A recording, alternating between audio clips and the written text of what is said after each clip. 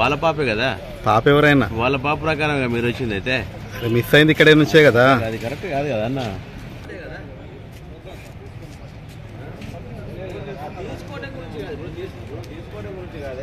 చూసేది ఏం లేదు, రావద్దు, చూద్దాం అనే మాట రావద్దు, కావాలి మాకు. మా అమ్మాయి. నీ పేరు నీ పేరు? నా పేరు నవ్య. నేను ఎంపీసీ IC2 సెకండ్ ఇయర్. 2 డేస్లో ఎగ్జామ్ పెట్టుకొని అవుతుందని అనుకోలేదు. ఫుడ్ వల్లనే ప్రాబ్లమ్. హాస్టల్లో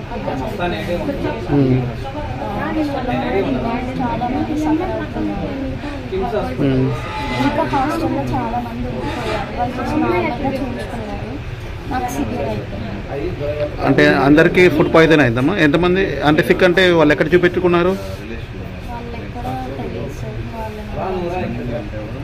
అందరికీ ఫుడ్ పాయిజన్ అయిందండి. Maybe sir.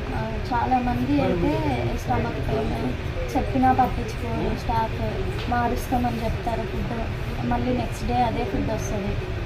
ఎప్పుడైనా కంప్లైంట్ పెట్టారమ్మా ఫుడ్ పైన? ఫుడ్ పైన చాలా సార్లు పేరెంట్స్ అరిసారు కూడా సార్. వాళ్ళు పట్టించుకోరు.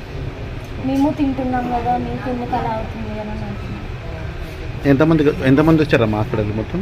హాస్టల్ వాళ్ళు 3 మెంబర్స్ వచ్చారు ఇక్కడికి. నీ పేరమ్మా? నవ్య. ఫుడ్ పాయిజన్ అయినా తల్లి?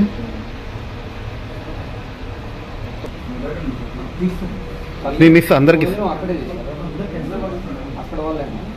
లోపలికి వెళ్తాం. బయట తిన్నారా?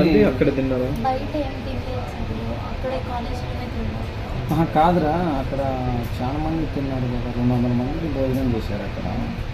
అది అంటే నువ్వు వేరే కాదు, హాస్టల్లో చాలా మంది ఉన్నారు. అవునరా, మొత్తం 200 మెంబర్స్ 300 సఫర్ అయ్యే వాళ్ళు చాలా మంది ఉన్నారు. సఫర్ అవుతున్నారు ఇప్పుడు అక్కడ. తీసుకొని రాలేదా? అది వాళ్ళు జస్ట్ నార్మల్గా చూసుకుంటున్నారు.